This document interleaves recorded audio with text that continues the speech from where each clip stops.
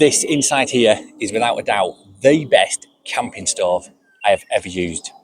Let's find out why. Right then, so your camping stoves come in three types basically. You've got your solid fuel, you've got your liquid fuel, which burn alcohol-based products such as your Trangia stoves, and you've got gas.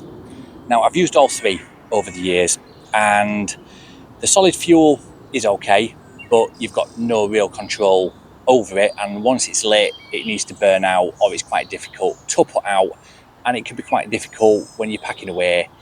Everything needs to be cooled down before you shove it in your bag and things like that. So advantages, it is generally lightweight to port around, and once the fire's going you can add natural resources to it to keep that flame going, but it can be a bit of a pain. Second up is your Trangia stove. Now these burn alcohol-based liquids, and they seem like a really cool idea. You get a little burner, pop it in a thing, it protects it from the wind, you light it and you cook. Now the problem that I find with the Trangia is when I've used it, things will just start to boil and cook and then it'll die. It'll need refilling and you've got to start the process from scratch.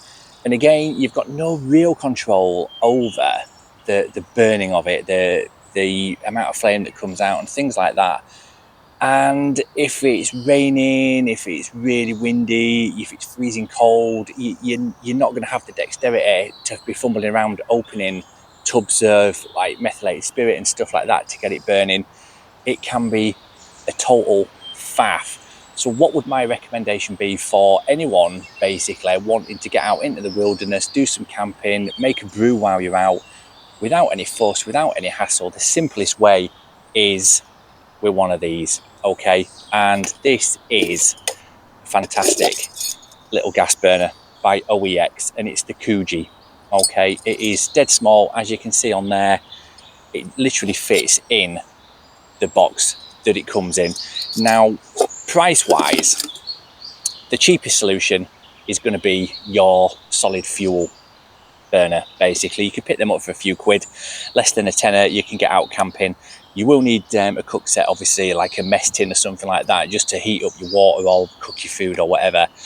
Trangia, they normally come in a full set, but they're normally around about £100 for the cook set and the burner and everything like this. This one from OEX, I managed to get from Go Outdoors for 50 quid. Now, I'm going to list all of these in the comments below, and if you're getting value out of this already, just give us a thumbs up. So, the gas burner itself. Now, it is just simplicity. The feet open up so you can get a nice sized pan on there or a cup or whatever, and that literally just screws in to the top of the gas bottle. These are the gas bottles I use, and again, you can pick these up for a few quid. And the advantage of gas is it is dead clean. It is quite bulky to carry around, I'm not going to lie. So you've got to really pick and choose what sort of size gas bottle is going to be best for you in your situation. Do you want to be lugging something around like this when you're only doing an overnight camp or anything like that, or even a day trip? Better off maybe with a quarter size one that will be enough to get at least 3 or 4 brews out of it, if not a lot more. Now, I tend to use these because I don't mind lugging it around. It's in my backpack pretty much permanently for wherever we may be, and I just whip it out.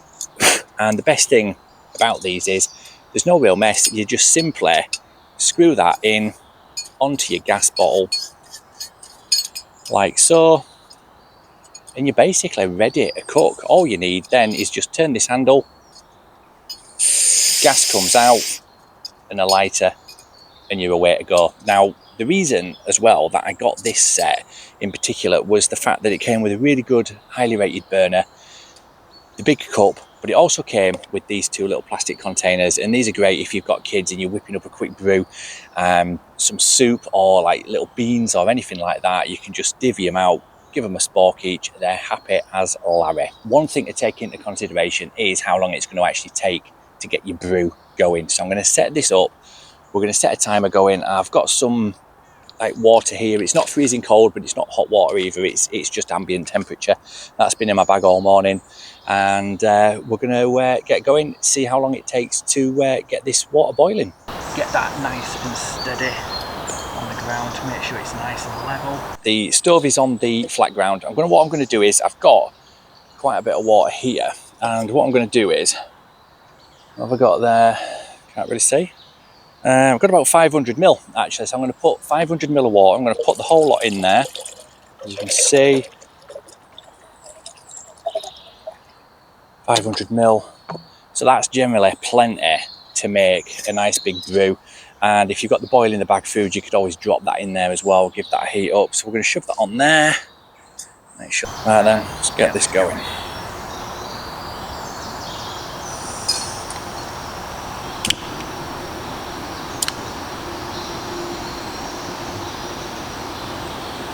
So this is just starting to bubble up now, and there'll be like a multitude of stoves out there, all the different types. As I've said, you can get the solid fuel, there'll be a multitude of tranches. I mean, just look for the footage now from Go Outdoors, and there's tons and tons of different gas stoves as well, from like 20 quid all the way up to over £100 for your jet boil things.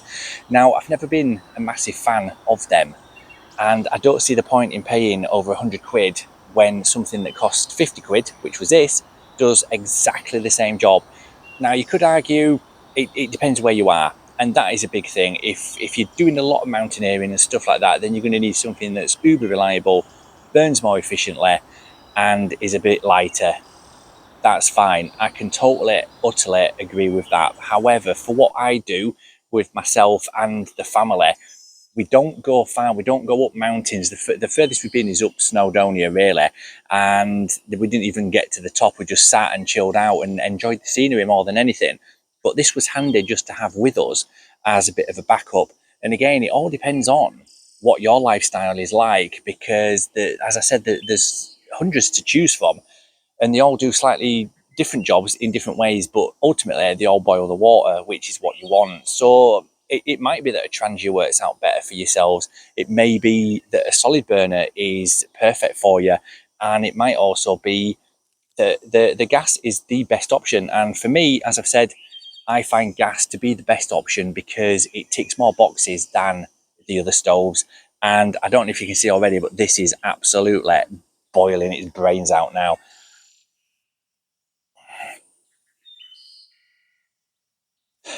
So there we go. Cheers. I'm not entirely sure how quickly that was actually. It didn't seem to take long at all, but I will time it on playback when I edit this video, and I'll leave the time just there so you know how long it took to boil half a litre of water. And hopefully that'll give you an idea of the advantages of gas stoves. And if you've enjoyed this video, don't forget to give us a thumbs up and hit subscribe if you haven't already, and there'll be plenty more videos to come. Cheers.